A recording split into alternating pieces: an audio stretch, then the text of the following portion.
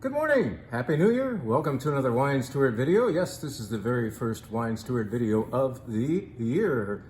It took me about a week of January to kind of get ready, summon the energy to come back to all this. But it's a pleasure, of course, to work here at the Wine Steward to provide for you. And I'm very excited about 2025. Why? I have no idea, but I will summon the excitement. How about that? And well, I'm excited about the fact that, you know, little things excite me sometimes. This is, in fact, a stack of freshly roasted Marcona almonds from Spain. They did not roast them in Spain. They came over to us raw in enormous bricks, like, what do you call it when they take all the air out of a bag? You know what I mean? Vacuum packed. Vacuum packed Marcona almonds arrive in 1 kilogram bricks to us. That's a lot of Marcona almonds. The other day I roasted several of those. So this was one really big batch of Marconas, roasted them with olive oil and salt, and then at the end of all that, divided the batch in two, and to one half I delivered pimentón. Pimentón is the Spanish name for paprika, don't you know? Spain likes its pimentón. It comes in smoky, it comes in sweet, and comes in hot.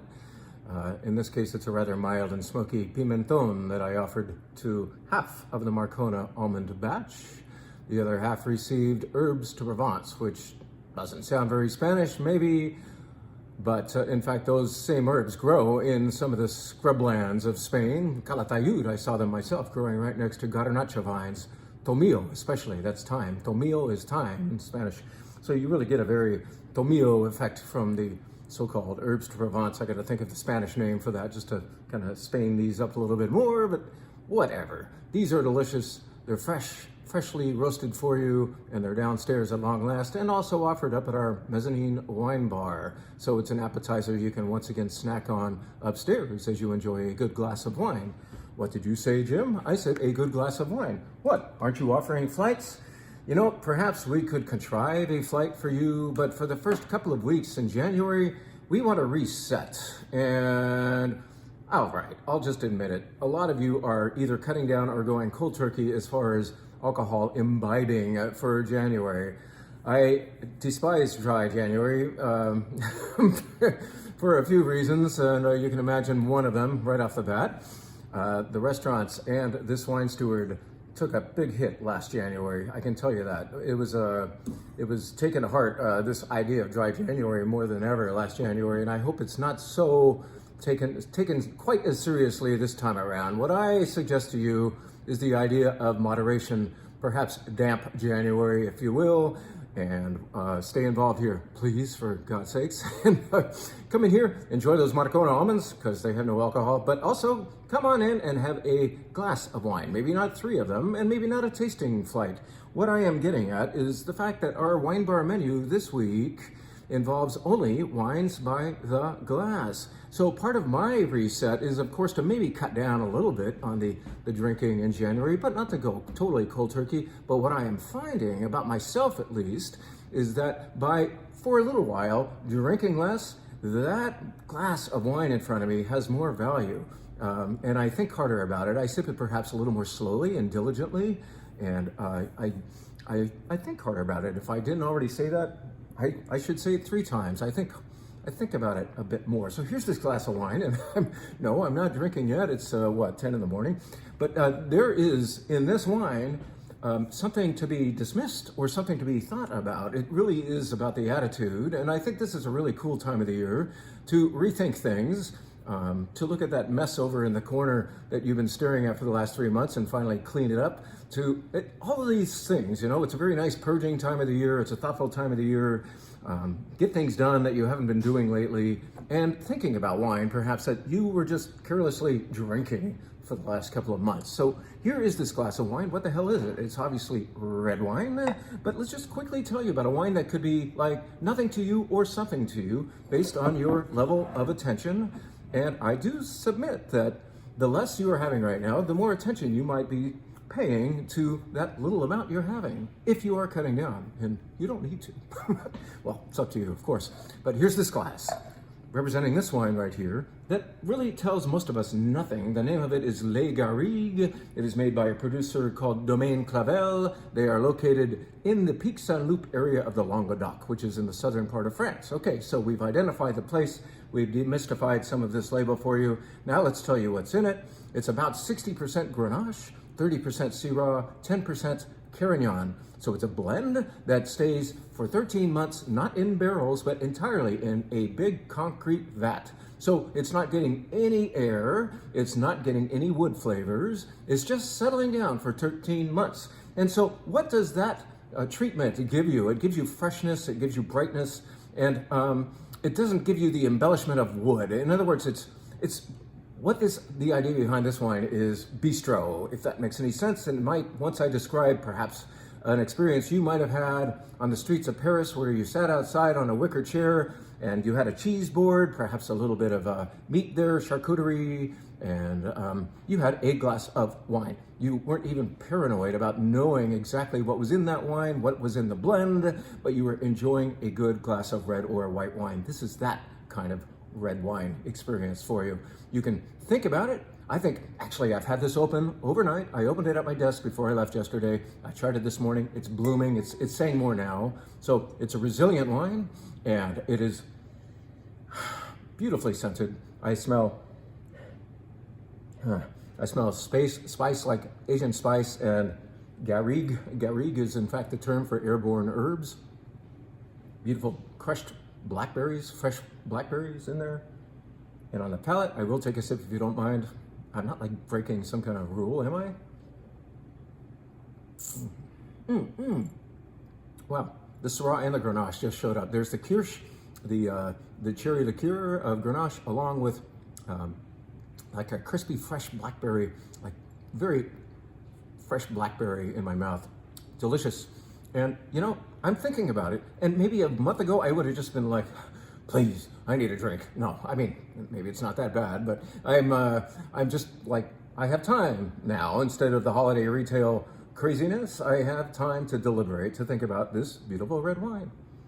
So just know that this is downstairs, and for what, $21 or so, and I think it gets down to under $20 with your Wine Club discount. So Wine Club members, enjoy this for under that, and do the math. You're getting 5 glasses of wine out of this at $4 a glass. How about that? A good bistro style French red wine from the south of France, the Languedoc region. Nice stuff. Let's tell you about another wine that just came in. That was supposed to come in a little bit before Christmas, but something went wrong. I won't elaborate on that, but let's just say that this Bordeaux, of which we bought, I think, 3 cases about 5 months ago. I showed the final bottles to a group upstairs early in December. These folks wanted a Bordeaux, Burgundy, and Rhone tasting. So there were, in fact, 3 Bordeaux to start off their tasting. Red Bordeaux, Bordeaux Rouge, pardon my burp, and we finished the trio of Bordeaux with us, and they went head over heels for it. In other words, they bought all I had left. This is called Chateau Montmarie. It's from the Côte de Castillon. That's an area on the right bank of Bordeaux. And you students of French wine will know if it's right bank, it's got to be based on Merlot, almost certainly. And in fact, it is. This is 70% Merlot, 25% Cabernet Franc, and 5% Cabernet Sauvignon to finish it off. So a very typical right bank blend, beautiful density. And if you need ratings, it has no fewer than 6 ratings, 92 and above, all the way up to 95 points from this guy, that gal, and so on. And, you know, I don't need the ratings. When I had this wine, I tasted impact. I tasted impact and compact red wine, intense and nice body to it, and actually a little unready until I gave it some air. So I put it in a decanter and it bloomed. I got violets, I got crushed stone, I got those black fruits we were talking about with respect to this other French red, but much more in a Bordeaux way. Like from a Bordeaux on the right bank, I also taste and smell freshly turned wet earth, as if a plow just went by after a rain. And you know that smell if you've ever been on a farm. I mean, absent the manure, you get this like very comforting, wet, damp, loamy quality in this wine. It's really lovely stuff. And it is a timely, in that it did not arrive on time, at least for the holiday rush. It's still very much in time for what you may be eating at home right now, which is heavier foods on cold winter nights. There's nothing like meats that are braising, roasting on the bone, and it's like the slow cooked stuff with the root vegetables and the mushrooms and the like. So good with a wine like this. So yes, a timely arrival, I would say, in as much as it was a little late. Montlandry, we have it downstairs. Check it out. It's beautiful Bordeaux, well rated. Forget all that. Just we endorse it. Okay? Let's very quickly tell you about what is happening on the wine bar. And I already did say that things are only happening by the glass this week. And I think that's great because it gives you another opportunity, per what I was saying earlier, about thinking a little harder about less. These tastings that we do, here's 2 ounces of this, here's 2 ounces of that, and maybe you're gonna do 5 of those if you're doing one of our sit-down events, RSVP only sit-down events. You might be doing 12 or 14 of those. Well, your mouth is confronted with a real roller coaster ride of sensations, and it's kind of, after a while, really hard to know those wines apart, perhaps, for some people. This is the way to know wine. Have a damn glass of it, will you? So let's tell you about these wines of which you can enjoy a glass this week. We always do a sparkling wine, holidays or not. There's a different sparkling wine on the Wine Steward Wine Bar menu absolutely every week. And this one comes from Burgundy, France. This is made of, what are the 3 main grapes? I said 3, of Burgundy, France. Come on, class. How about this? Pinot Noir, Chardonnay, and a Ligoté. Yes, a Ligoté, the lesser white grape, is also involved in this Cremant de Bourgogne from Domaine Verret. We showed this at the Burgundy event a couple of months ago to very good effect. In other words, we sold a lot of it. You liked it. We have a little left, so we brought it upstairs to enjoy as the sparkling wine of the week. Enjoy a glass of this very nice, affordable sparkling wine. And then we bring you to, how about this? This is imported by Kermit Lynch. We cannot keep this wine on the shelf. Many of you have learned about this, have known about it for many years now. We've carried many a vintage of Chateau Graville-Lacoste. Chateau Graville-Lacoste is a Bordeaux white, a Bordeaux Blanc, if you will. It is from the Grave section of southern Bordeaux, and it is made of Semillon, Sauvignon Blanc, and the grape we don't talk about as often when we're talking about white Bordeaux, but it is involved in many white Bordeauxs, the grape Muscadelle, which is not related to Muscat, and it is not sweet, but it adds a little brightness and freshness to the blend. This is refreshing, citrus, a little bit of good pungency, like citrus peel pungency, you might say. Not scary in that way at all. Really delicious, fresh, no oak white wine. Graville-Lacoste, as imported by Kermit Lynch, our old importer friend. Let's describe now briefly a wine from Unti. This brings us back across the pond to the good old US of A, to Dry Creek. The Dry Creek region is in Sonoma County, as you may know, and Unti is, I think, our favorite producer therein. Unti makes wine only from what they grow. In other words, everything is estate grown, and they also have high standards. I would say they do, and they prove it by dropping a lot of fruit on the ground. They do a lot of crop thinning in order to end up with a crop that is more intense in flavor. So this is an answer to, I would say, Tablas Creek's Esprit de Tablas. That is a wine made in Paso Robles by Tablas Creek, which is in itself it honors Châteauneuf-du-Pape Blanc. Well, so does this, but it costs less than Tablas, and I like it better, frankly. This is a blend of Vermentino. I'm gonna need these glasses. This uses Vermentino, also known as Rolle in the south of France, and Grenache Blanc and Picpoul. Those 3 grapes also happen in the south of France, as you know, and get blended together frequently in like a Côte-Rhône Blanc. Well, here is a beautiful Côte-Rhône Blanc style, I would say Châteauneuf-du-Pape Blanc style wine from Unti that can be enjoyed by the glass. Let's take you to the Russian River area, so we're not going very far from the Dry Creek region we just visited, to the Russian River for easily one of the consistently best producers of Chardonnay, Pinot Noir, and Zinfandel, known as Hartford Court. Everything they make is good. This is a solid, well-balanced, not over the top, not light. It's kind of like fence straddling in style. Chardonnay from Hartford Court. Enjoy a glass of beautiful Chardonnay. Let's tell you about a rosé real quick, in that we want to say goodbye to all of our 2023 rosés in order to bring aboard the 24s. I had to do the math there. Am I really? Oh, yes, I am that old. This is from the island of Sicily from near Mount Etna. It is made entirely of Nerello Mascalese. So as you can see, I think you might be able to see, it's a very pale rosé in color, and it's also very low in fruit. When we first bought this about 8 months ago, it was already low on fruit. This was not your fruit-forward style of rosé, but more savory, if you will, more spice, more herb to it too. This is a more like conservative, less fruity rosé that is even more so now that it's got about 8 months on it.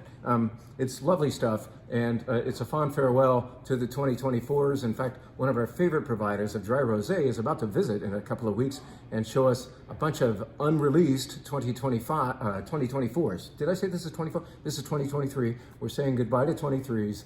The 24s are about to be shown to us by the importer Jeff Welburn, and he's great at nailing about like a dozen of them for us. So many of the rosés that you've been seeing from us downstairs all along, Fouquet and Saint-Roch and so on, from the likes of the Loire Valley, from Provence, from Corsica and Austria and so on, they come from this importer. Or, well, he doesn't make them, but he goes over there and finds them. So we'll be seeing him soon. I get excited about the new crop of rosés. It's fun. Anyway, enjoy a mellowed out rosé here in the form of Feudi Solaria. Okay. Now, quickly describing the reds. Actually, we cannot, because this is clamoring to be shown. Is that what they do? Do Rieslings clamor? This is by Karl Loven, perhaps? Probably. This is a dry Riesling from the Mosel River area of Germany. It is beautiful. Please do not avoid the experience of Riesling. It's a beautiful thing, especially for some reason. This time of the year, Riesling is, to me, more acceptable. And especially if I'm going to go home and perhaps not do the braised meat thing tonight, but have sushi, this would be brilliant with a dry Riesling from Karl Leuven. I'm trying, sorry. Okay, now very quick perusal of the red wines that we were doing in the wine bar. By the glass, no wine better, by the glass. All this little sipping stuff, let's just forgo that for a little while, shall we? So, no flights this weekend. Let's have a whole glass of Cru Beaujolais, shall we? This is 100% Gamay from the Beaujolais region of France, just south of Burgundy, and where this is not limestone country necessarily. It has a little bit more granite happening, and Gamay loves the granite happening here. So this is a Cru Beaujolais made entirely of Gamay from the region of Beaujolais. And then what do we have? Oh, okay, let's go down farther south in France, in La Belle France, to Lirac. Lirac is, as we've said before, the name of a village and wine region right across the Rhone River from Châteauneuf-du-Pape. And this is a beauty. This is no oak and sees only Grenache and Syrah. I think it's 50% each. It's a nice, balanced, fresh Lirac, a Rhone blend. Enjoy. Next up, this comes from right here, the Livermore Valley. This is a blend of Petit Syrah and Cabernet from our friends at Nottingham Cellars, who used to be right here as well. They have moved north, but they are still making this wine from the good old Livermore Valley. So it's a dark, dense red wine, as you can expect based on those varieties that are playing here, and a beautiful intensity. And maybe it's not profound, but it's a dark, dense winter red, and it's also affordable. So check that out. Alrighty. Oh, this is special. It's kind of fun to bring out a Brunello di Montalcino once in a while. Yes, you do have to buy up for these king of Sangioveses, you might call them, from Tuscany, Italy. The most important Sangiovese of Italy is certainly Brunello di Montalcino, at least in the minds of many. 100% Sangiovese. In fact, that's the local wine law, making sure that happens. Brunello di Montalcino is the big brother of Rosso di Montalcino, or Rosso di Montalcino is a little brother of Brunello di Montalcino. Whatever. That makes it sound like this is a big wine. It isn't necessarily a big wine. Sangiovese is hardly ever big, but middleweight and bloody in a way. Beautiful acidity, makes you hungry. The point is, you really ought to be eating with this. So order one of those cheese and meat platters to go along, or at least the Marcona almonds. All right, finally, another very special wine that you wouldn't think we'd pull this out this time of the year. This is when some people are scrimping and saving. But I am saying, hey, how about an occasional splurge, especially if you're only having one glass of wine tonight?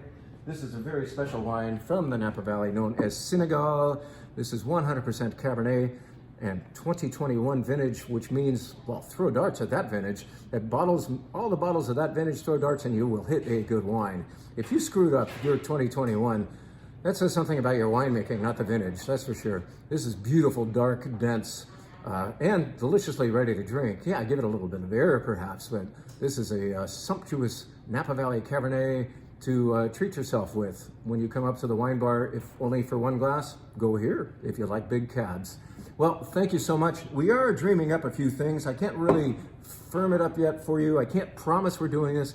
We're thinking about doing a Wine 101 class near the end of this month so that you can bone up, or you can come in with your son or daughter, 21 and over, of course, and learn together, kind of like resets, this is the time of the year for resetting, recalibrating, right? So maybe come on in with somebody who's a little more, not so up on wine yet, and enjoy a little conversation. I mean for our Wine 101s to be good conversations. It's not just me blabbing, it's you reacting and also showing you damn good wine, not the crap that you might get at somebody else's Wine 101, to put it bluntly.